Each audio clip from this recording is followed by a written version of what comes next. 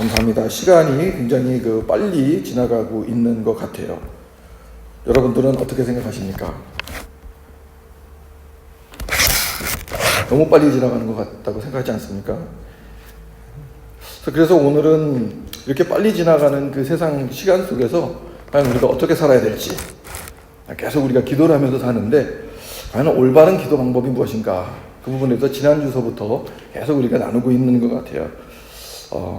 그래서 오늘은 가정의 올바른 기도의 방법이라는 주제로 말씀을 대언하고자 합니다. 누가복음 1장 5절에서 7절, 어떤 한 인물에 대한 소개거든요. 그래서 그걸 다 읽기에는 좀 그래서 잘라서 24절에서 25절 이렇게 나누어서 우리 다 같이 합독하도록 하겠습니다. 시작. 유대 왕 헤롯 때에 아비야의 반열에 제사장 한 사람이 있었으니 이름은 사가랴요, 그의 아내는 아론의 자손이니 이름은 엘리사벳이라. 이 두 사람이 하나님 앞에 의인이니 주의 모든 계명과 규례대로 흠이 없이 행하더라. 엘리사벳이 잉태를 못함으로 그들에게 자식이 없고 두 사람의 나이가 많았더라. 24절입니다. 25절 시작. 이후에 그의 아내 엘리사벳이 잉태하고 5달 동안 숨어 있었으며 이르되 주께서 나를 돌아보시는 날에 사람들 앞에서 내 부끄러움을 없게 하시려고 이렇게 행하심이니라 하더라. 아멘. 오늘 나오는 인물은 엘리사벳이라고 하는 한 여인을 중심으로 기도를 하는, 어떤 기도가 참 올바른 기도인가, 어떤 기도가 가정에서 드려져야 올바른 기도일까라는 부분을 가지고 말씀을 함께 나눠보도록 하겠습니다. 이번 주는 한국 고유 명절 기간인 추석. 뉴질랜드에 살고 외국에 오래 살면 별로 감흥이 별로 없어요. 그렇죠? 교회에서 이렇게 좀 행사하고 이래야 이게 추석이구나. 그리고 주변에 있는 분하고 떡 이렇게 송편 나눠 먹고 그래야 추석이구나 하지, 한국 같은 그런 명절 기분은 안 나는 것 같습니다. 사랑하는 가족을 한국에 두고 이민 땅에서 이렇게 살고 있는 우리 1세대들의 공통적으로 겪는 질병이 있는데 그것이 무슨 질병인지 아십니까? 무슨 증후군이요? 이게 비슷한데 사랑 결핍증이다 그럽니다. 사랑 결핍증. 이게 허한 사랑이 차도 조금 뭔가 부족한, 그 채워지지 못하는 한쪽 구석이 그 사랑.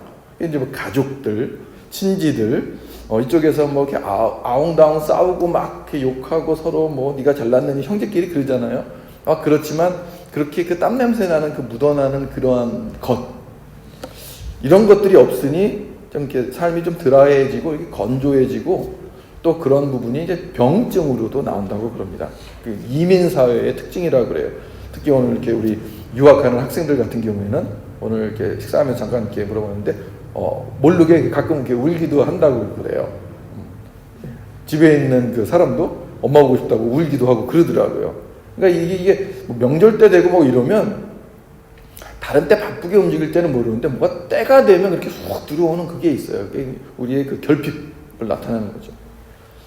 그 동양의학과 한의학에서 중요한 치료가 원리가 있는데요. 그거는 몸이 허약해짐으로 생기는 질병이 있잖아요. 몸이 이제 허약해지니까 그 안에 이제 병증이 막 쌓이는 거죠. 그러면 치료하는 사람이 이제 생각을 하는 거예요. 이거 병증을 잡을까 아니면 몸을 보호할까? 두 가지를 해야 될 거 아니에요? 근데 동양의학에서의 가장 기본적인 원리는 뭘 것 같아요?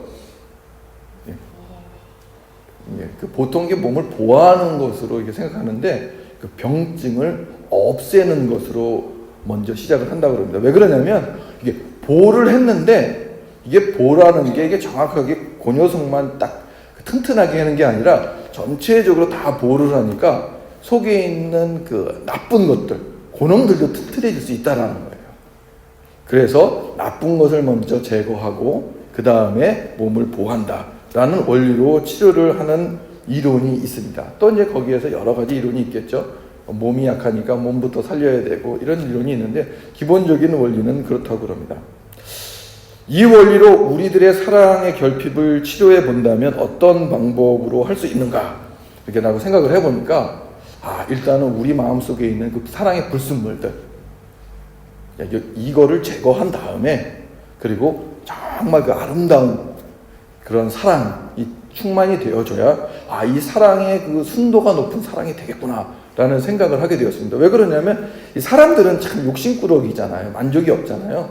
그러니까 뭔가 주어지면 그걸 가지고 조금 더 있었으면 좋겠는데, 또 누군가 이래서 또 이렇게 주어지면 한 이틀이면 되잖아요. 우리 영주권 받고 나면 한 3일 정도 딱지 붙은 거 보면 그 다음에는 똑같잖아요. 장롱 속에 들어가 있는 그 여권하고 똑같잖아요. 어디 여행 갈 때는 한번 펴보는. 필리핀에서 아내와 이제 공부하면서 할 때 정말 부러웠던 것이 있습니다. 늘 했던 것인데 SM 메가몰이라는 게 있었어요. 큰 대형 메가몰이었는데요. 그때 이제 이렇게 아내와 살 적에 장을 이제 일주일에 한 번 봤거든요. 근데 차가 없고 그러니까 그래도 외국인이니까 또 조금 돈은 있으니까 택시를 탔어요. 그래도 에어컨 나오는 택시. 근데 비가 오는 날은 택시 잡기가 그렇게 힘들었어요. 그러면 저는 큰 가방, 거기도 또 물이 더럽다고 그래서 아내는 꼭 물을 산다고 그래야 돼가지고 물 큰 거를 2개 들고 큰 가방에 여러 가지 야채나 식료품을 담고 저는 짊어내고 나오면 그 필리핀이 얼마나 습도가 높습니까? 근데 비가 오고 그러고 기다리니까 짜증이 나잖아요. 그때 옆에 그냥 쉥하게 지나가는 차가 있어요. 슬라이드로 하나 준비를 했는데요. 쉥하게 지나가는 차가. 이게 깡통차인데 인터넷 찾아보니까 이게 있더라고요. 이게 없어진 줄 알았는데. 저기 에어컨 안 나오는 거거든요. 그러니까 필리핀 고유의 그 장인들이 군사시설에서 나오는 그런 알루미늄을 가지고 이렇게 탁 펴가지고 엔진은 전쟁 때 쓰던 거 이렇게 막 해서 개조해서 만든 차들을 이렇게 팔았거든요. 저렴한 차. 저런 차가 쌩 지나갑니다. 그러면 저런 차라도 있었으면 저거라도 사면 그 바람에 그냥 칼바람에 쫙 그냥 갈 텐데 무거운 거 지고 택시를 기다리자니 너무 힘든 거예요.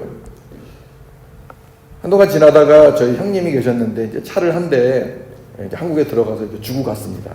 한번 슬라이드를 또 보시면 요게 그 리스탄 미쓰비시 란서라고 하는 그 모델의 골드차. 이것도 찾느냐고 좀 깔려먹었는데 비슷한 모델이더라고요. 여기 에어컨이 이게 잘 나왔습니다. 오토매틱에. 요걸 타니까 너무 좋은 거예요.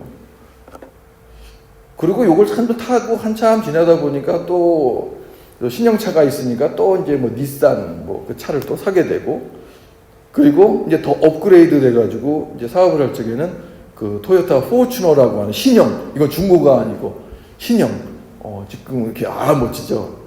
아직도 있더라고요. 이거를 탁 타고 저기 멀리 여행 바기오도 가고 이랬던 기억이 있습니다. 근데 이거를 사고 나도 그런 마음이 들더라고요.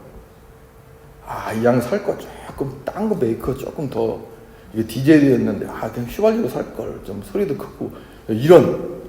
그러니까 이게 인간의 마음이라고 하는 거는 하나님이 주신 축복을 받으면 받을수록 조금만 더 이게 참 조금만 더 큰 걸 바랄 걸, 이런 마음들이 막 이게 생기더라는 거죠. 많이 배우고 이렇게 열심히 노력하고 닥치는 대로 했던 저의 인생을 봐도 그랬던 것 같아요. 왜냐하면 이 배우고 배우는데 이 갈증함이 있었던 것 같아요. 배웠는데 또 배우고 싶고, 그게 도대체 왜 이런 마음이 생기는가? 라는 생각을 하게 되었습니다. 아마도 이 모든 증상은 아마 결핍, 사랑의 결핍, 나만 소유하고 나만을 위해서 채우려 했기 때문에 결국은 나라고 하는 그 채운 것, 그것보다도 나는 늘 채워짐과 동시에 그것을 받아야만 된다라고 하는 당위성의 주머니를 더 크게 만들었던 것 같아요. 하나님이 이 정도로 주셨는데 그거를 받고 잠시 기뻐하고, 그리고 나는 주머니를 더 크게 만들어서 더 많이 받아야 되는 사람인데 라는 그러한 생각이 들었는 것 같습니다. 그래서 그런지 동양에서 이게 치료하는 그 치료 원리가 참 마음에 드는 부분이 있어요. 그건 뭐냐면 그 치료하는 원리 중에 인체의 흐름, 그것도 피의 흐름을 증진시켜서 사람을 치료한다라는 그 이론이 크거든요. 그렇다면 우리의 그 영적 순환기관인 그 기도, 우리가 영적으로 우리가 순환을 하려면 호흡이 있어야 되는데, 우리 그 기도가 호흡이잖아요. 가까이 우리가 좋네요. 호흡을 통해서 우리가 순환을 시켜야 되는데, 그 호흡을 어떻게 해야 되는가가 정말 우리가 지난주에서 봤지만 같은 옷 다른 느낌이 나듯이, 똑같은 시간에 똑같은 일을 똑같이 투자를 해더라도 하나님께서 주시는 그 축복이 내게 차고 넘치느냐, 아니면 밑빠진 독처럼 하나님이 부어줘도 그냥 빠져나가는 은혜를 체험하는 사람이냐, 이거는 엄청 큰 인생의 차이를 준다는 거죠. 우리가 굳이 천국에 가서 그거를 볼 필요도 없어요. 그 은혜를, 하나님이 주신 은혜를 내가 받고 간직하고, 그리고 그것을 넘칠 수 있게 하는 그 삶의 인생과, 하나님이 그렇게 부어주시는 그 인생, 그 은혜를 계속 흘려보내는데, 넘쳐 흘려보내는 게 아니고 그냥 자기 속에서 그냥 흡수돼서 흘려보내는 인생과는 질적으로, 양적으로, 퀄리티적으로 차이가 있다라는 거예요. 우리들이 기도를 늘 합니다. 원하는 기도, 바라는 기도, 소망하는 기도를 늘 합니다. 그리고 분명히 저는 믿습니다. 여러분들이 기도하는 모든 내용이 하나님 앞에 상달되어질 것이고, 그 뜻이 하나님과 맞는다면, 또 행여 그 뜻이 하나님과 맞지 않아도 그 간구함이 너무 하나님의 마음을, 심금을 울린다면 하나님은 들어주실 거예요. 하지만 문제는 이제 우리가 한 단계 더 높은 신앙인, 그것을 누릴 수 있는 신앙인은 그 은혜를 체험한 다음에 어떨까 할 거라는 거예요. 많은 신앙인들이 그렇습니다. 하나님께 기도하고 간구하고 원하는 것을 찾습니다. 그리고 받습니다. 모든 교회에서 그래요. 거기까지. 그리고 또다시 하나님께 구하고 받습니다. 늘 드라이한 마음으로 산다는 거죠. 하나님께 은혜를 받았으면 풍요로운 마음의 상태로 더 풍요로워져야 되는데, 그렇지 않고 계속 다람쥐 쳇바퀴 돌듯한 인생을 산다라는 것입니다.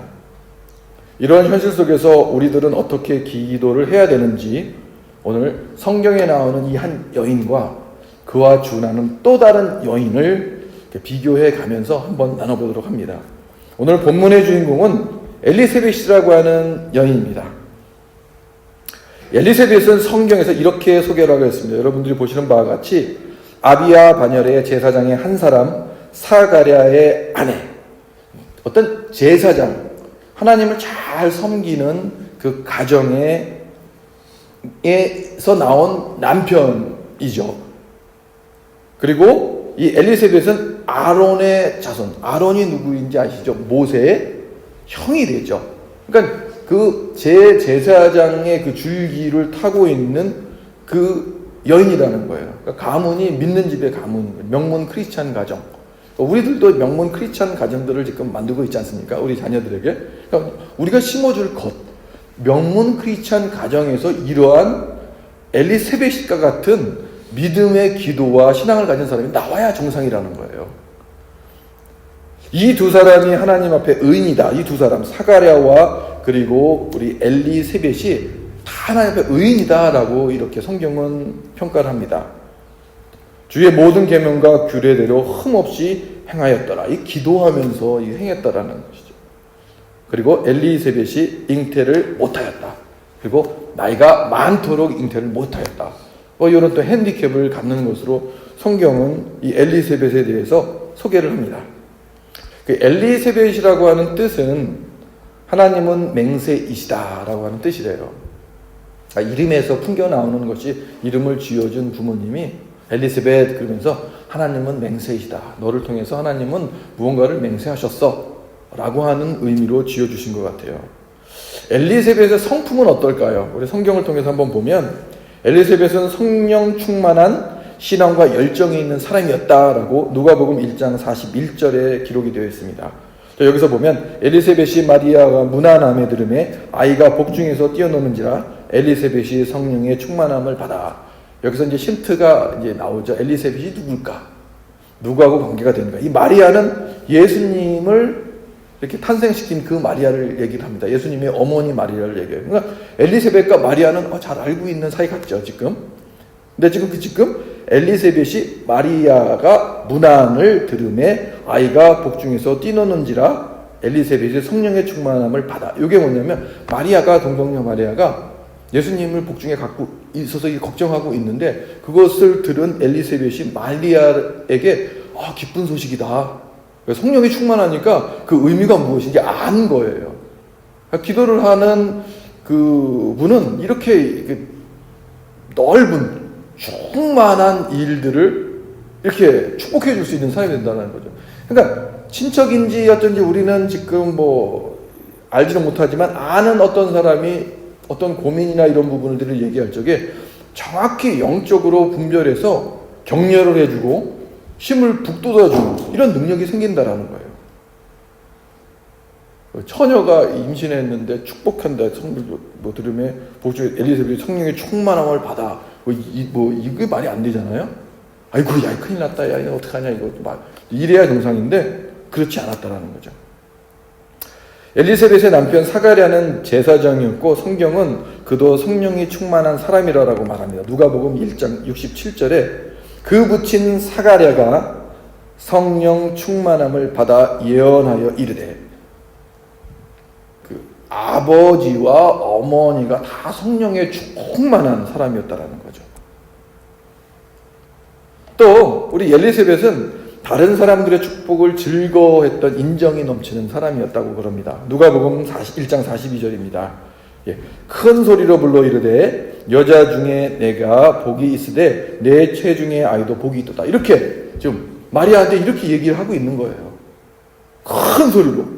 근데 이 상황이 참 웃겨요. 어떤 상황이냐면 엘리세벳도 지금 이때 물론 이 상태에서 이렇게 수태를 엘리세벳도 했었는데 숨기고 이렇게 있었던 상태였거든요.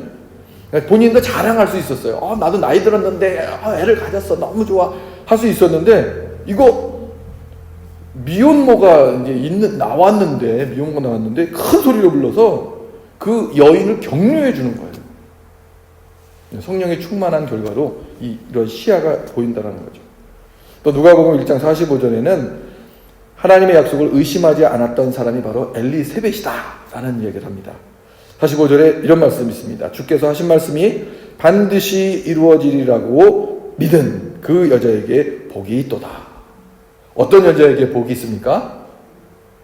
반드시 이루어지리라고 믿는 그 여인에게 복이 있도다. 우리 여기 여인들 계신데요. 여러분들이 하나님의 복을 받으려면 어떻게 해야 됩니까? 기도할 때 그 기도한 내용이 반드시 이루어지리라고 믿는 믿음이 있으면 복이 생긴다라는 거예요.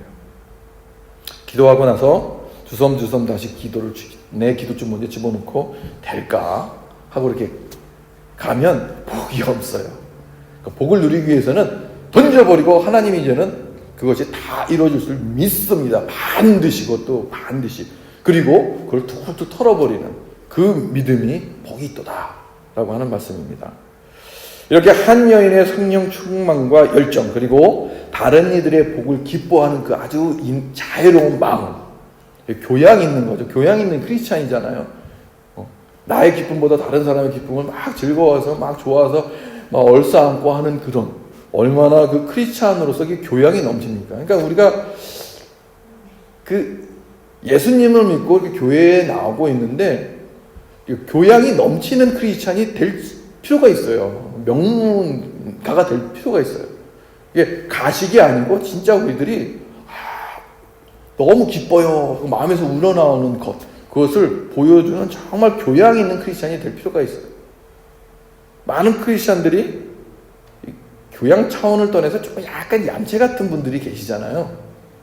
자기 교회. 다 옆에 찔리지 마세요. 다 보여요. 그러면 안 돼요.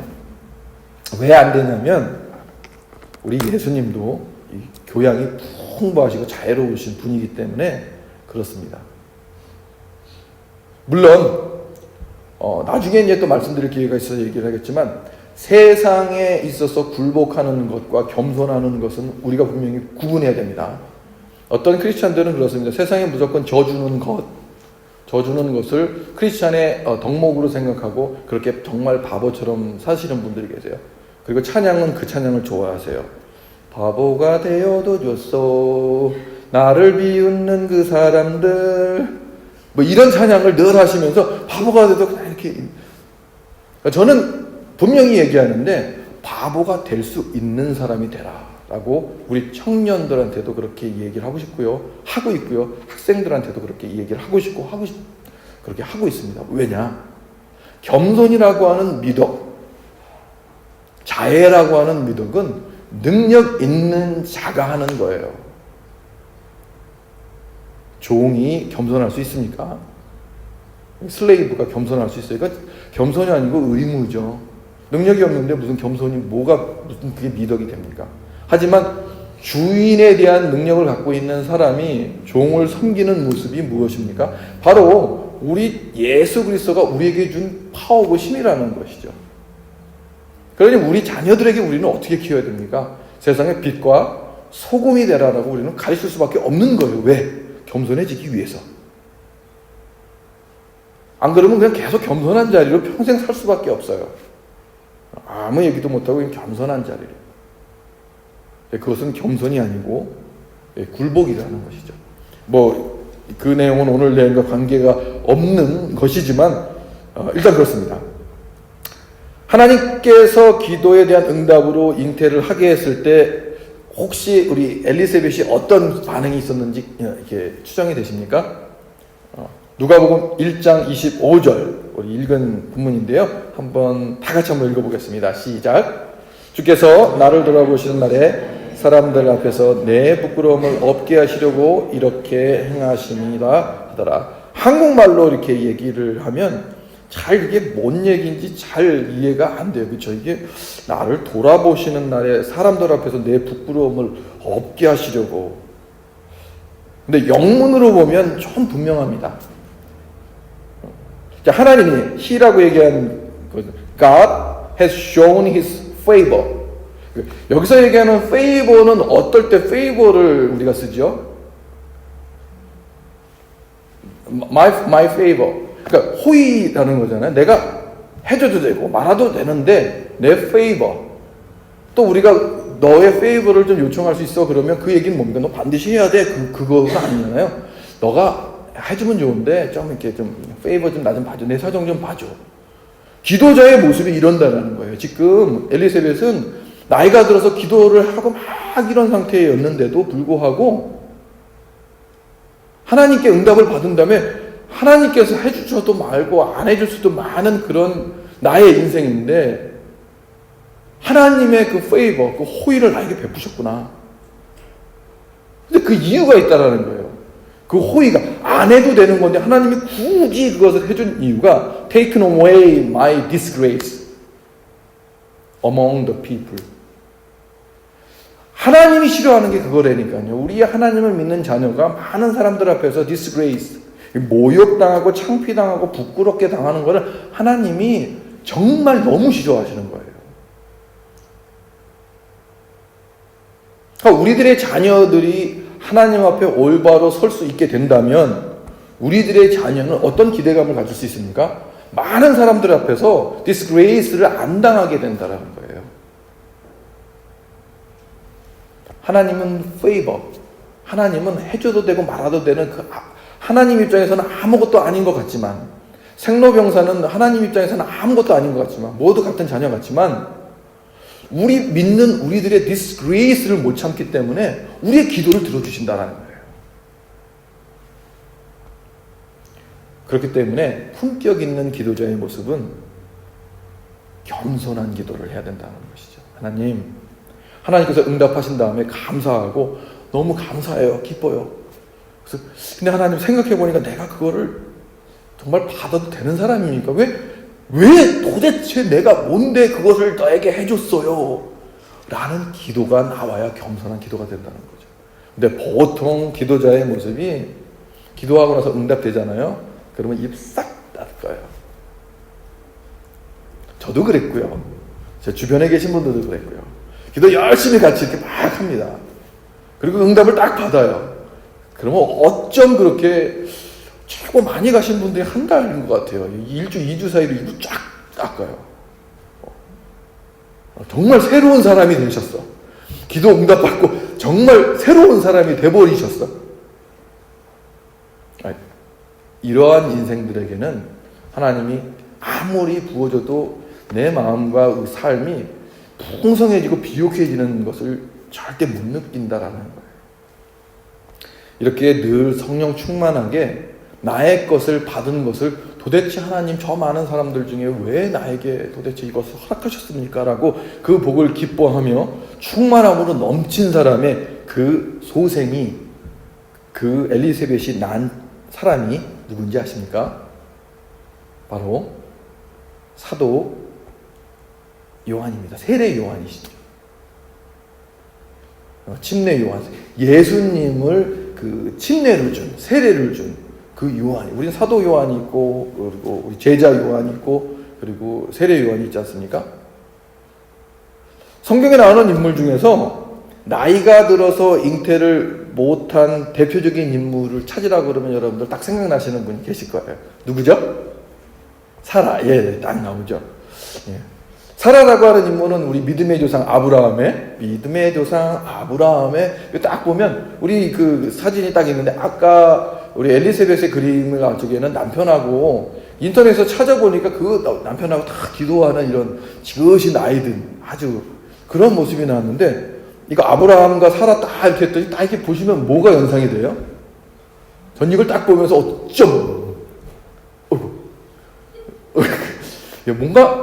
뭔가 계속 아내가 계속 얘기를 하고 있어요. 그렇죠? 계속 얘기하고 아브라함 참 곤란한 것 같아. 계속 이게 고개를 약간 그게 맞을까? 이런 어떤 고민이 닥쳤을 적에 어떤 가정은, 성령이 충만한 가정은 두 손을 꼭 붙잡고 하나님께 기도를 하는 그런, 똑같이 하나님을 섬기고 믿음의 조상이라고 하는 말과 칭호를 들은 한 가정은 지금 계속 얘기하고 있고 이제 이런 모습. 사라의 뜻은 무슨 뜻인지 아십니까? 원래 사라가 아니고 사내였거든요. 원래 뜻은 나의 공주라고 하는, 우리 공주, 나의 공주. 근데 그게 하나님의 못마땅하셨던 것 같아요. 왜냐하면 아브라함을 믿음의 조상 이제 만들으셔야 되는데, 나의 공주면 아브라함의 공주밖에 안 되잖아요. 그래갖고 그러지 말고, 그러면 사례라고 하지 말고 사라로 해라. 그래서 나를 빼버렸어. 그래서 그냥 공주. 그래서 만민의 공주, 만민의 어머니가 이제 된다는 그 신학적 그 의미가 있습니다. 그러니까 공주라고 하는 그 의미가 만민의 어머니라는 것 같아요. 성경에서는 굉장히 좋은 이름인데 어떻게 부모님이 그런 이름을 주셨는지 모르겠어요. 굉장합니다. 또 사라는 아브라함의 이복 누이, 이렇게 또 신학자들은 얘기를 해요. 그러니까 그 당시에는 서로 사촌이라는 얘기도 있고 여러가 있는데, 열산연하다라고 하는 이야기는 있습니다. 그래서 아브라함의 아버지가 데라라고 하는 사람이었는데요. 그렇게 되면 어떻게 됩니까? 이복 누이면 아브라함의 아버지의 다른 어머니의 소생이라는 거잖아요. 근데 아브라함의 아버지 데라는 갈대아 우르라고 하는 지방에서 이렇게 살았는데 신상을 만들었던 사람이거든요. 그리고 성경은 데라라고 하는 아브라함의 아버지를 하나님이 아닌 다른 신을 섬겼던 사람이라고 표현합니다. 그 여호수아 24장 2절의 말씀을 보면 그런 말이 있죠. 여호수아가 모든 백성에 이르되 이스라엘의 하나님 여호와께서 이같이 말씀하시기를 옛적에 너희 조상들 곧 아브라함의 아버지 나홀의 아버지 데라가 강 저쪽에서 거주하여 다른 신들을 섬겼으나. 그러니까 어떻습니까? 우리 그 사라의 가정의 배경을 보면 어떻게 추정이 가능합니까? 다른 신을 섬기고 있었던 그 사라가 하나님을 섬기는 아브라함을 만나게 되어서 이제 가정을 이루어서 하나님을 이제 믿었겠죠. 섬겼겠죠. 근데 이게 기도하지 아니하고, 부모가 연합해서 기도하지 아니하는, 그러니까 어려서부터 우리가 그렇지 않습니까? 태어나서부터 뭐라 그러죠? 나서부터 이렇게 예수님 믿는 모태신앙, 아무것도 못해서 모태신앙이라고 그런 게 아니고 모에서부터 나오는 신앙, 그런 분들은 그 부모님들이 신앙이 영향을 많이 받아요. 그냥 교회 다니고 있어서 낳은 자녀들이 아니고 정말 신실하게 주님을 잘 섬기는 집안에서 태어난 자녀들은 뭐가 틀려도 틀려요. 근데 우리들 삶이 그렇습니까? 그렇지 않잖아요.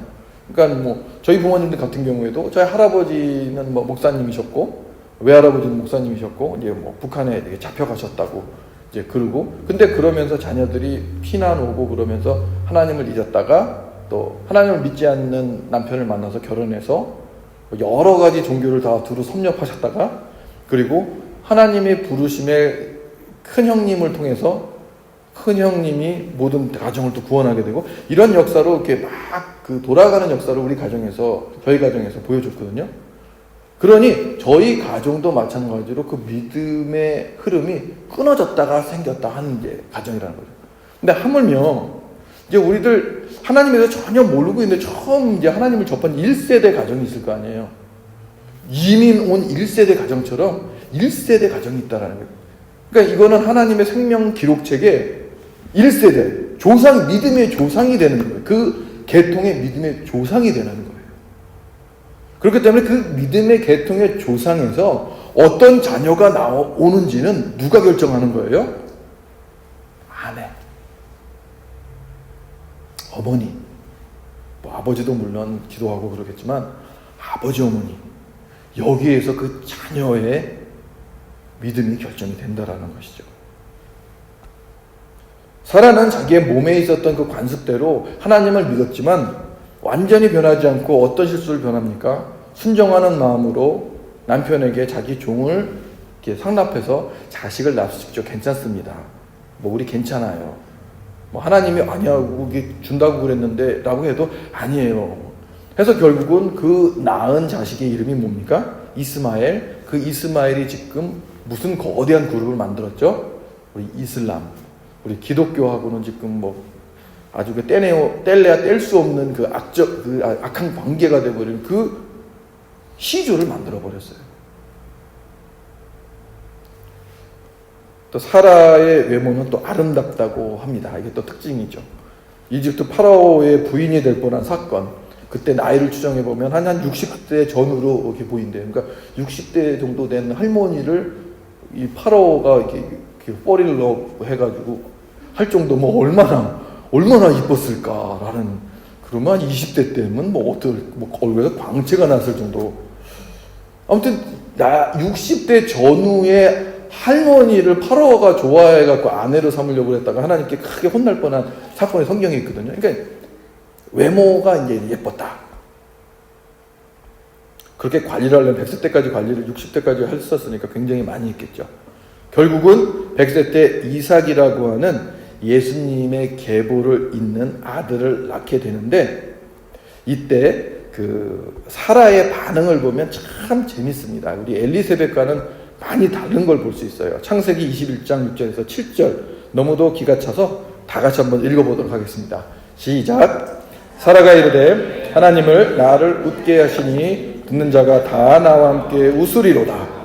또 이르되 사라가 자식들을 젖먹이겠다고 누가 아브라함에게 말하였으리요마는 아브라함의 노경에 내가 아들을 낳아도다 하리라. 이것도 한국말을 보면 조금 이렇게 잘 감이 안 와요. 근데 여기 보면 God has brought me laughter. 하나님이 나를 여기 웃는 거는 좀 좋게 생각해서 비웃는 거를 빼더라도 좀 가볍게 웃는 걸 얘기를 하거든요. 이렇게 경하게 웃는 걸 얘기하거든요. 놀면서 웃는 거를 laugh라고 얘기를 하잖아요.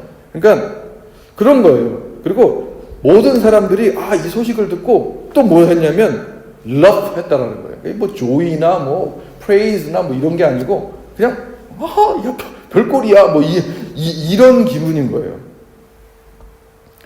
사라는 하나님의 은혜와 은혜에 대한 그런 기적적인 사건을, 하나님에 대한 그 엘리사벳처럼의 그 감사와 어떻게 나 같은 죄인이 그거를 가질 수가 있어요 라고 하는 게 아니고, 어쩌면 당연히 내 남편이 믿음의 조상이니까 당연히 난 받아야지 라고 하는 거, 당연한 듯한 것으로 지금 대하고, 그 사건에 대해서 하나님이 주신 은혜에 대해서 너무 경솔하게 경히 여기고 있다는 것이죠.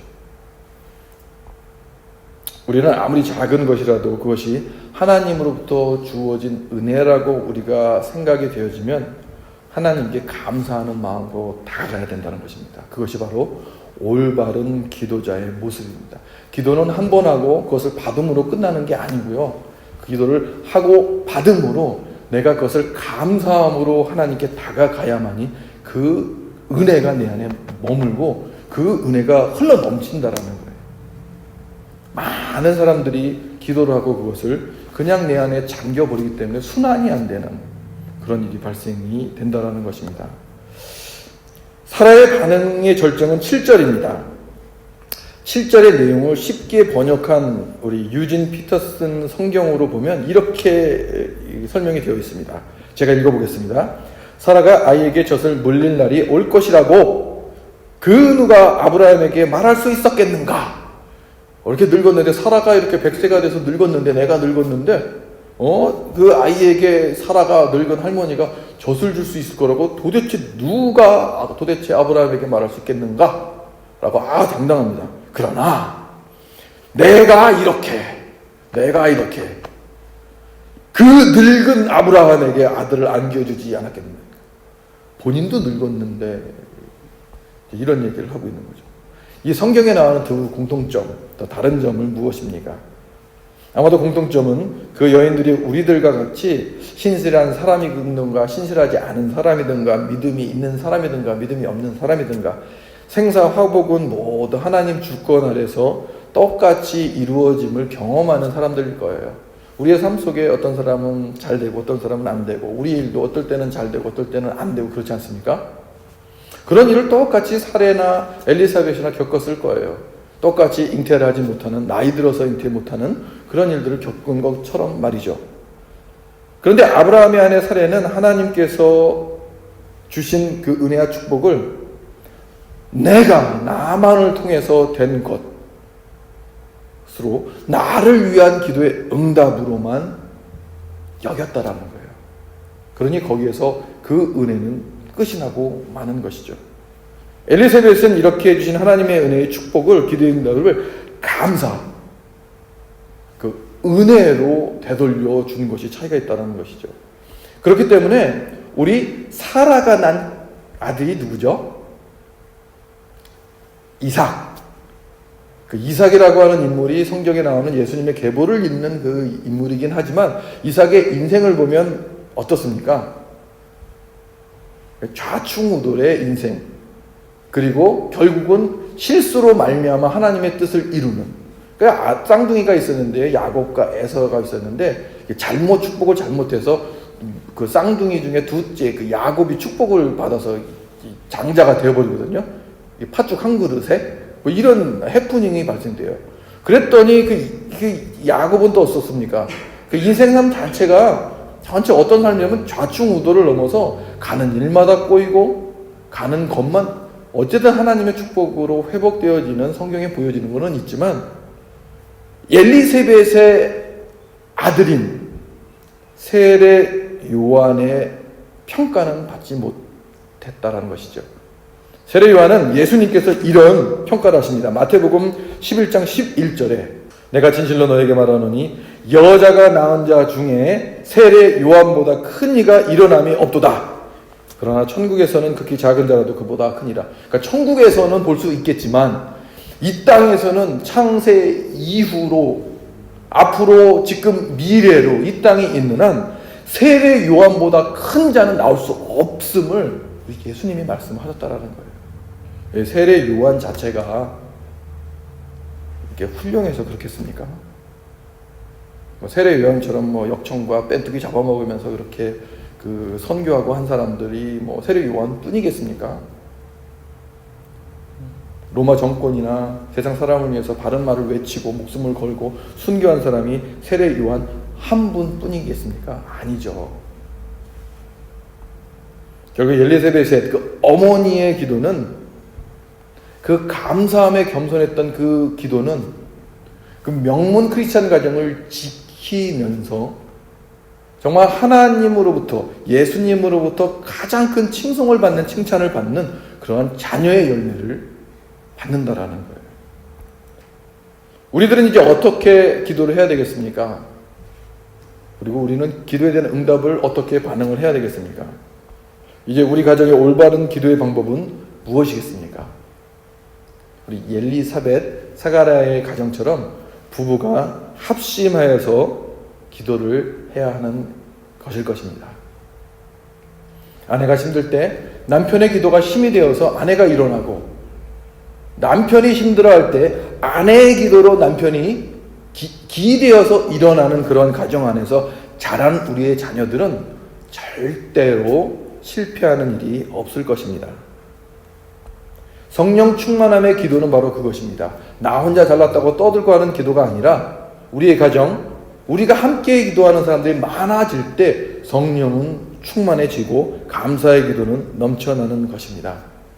그렇기 때문에 우리 사랑과 은혜가 풍만한 교회 그리고 공동체를 만들기 위해서는 우리가 우리 서로를 충만하게 더 많이 위로하고 기도를 해줘야 된다는 것이죠. 누구를 위해서요?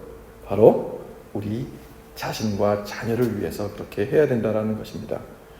축복과 은혜는 넘쳐나야 더 커진다는 것을 성경은 누누이 이야기하고 있습니다. 감사, 하나님께 받은 은혜, 그것은 우리가 넘쳐날 때 표현되는 것이지 그 안에 숨어져 있는 걸 끄집어내서 하나님께 보여주는 행위가 아니라는 것입니다. 사랑하는 성도 여러분, 우리가 받은 은혜를 성령 충만함과 감사로 나누며 사는 인생이 되기를 주님의 이름으로 축원드립니다. 기도하겠습니다.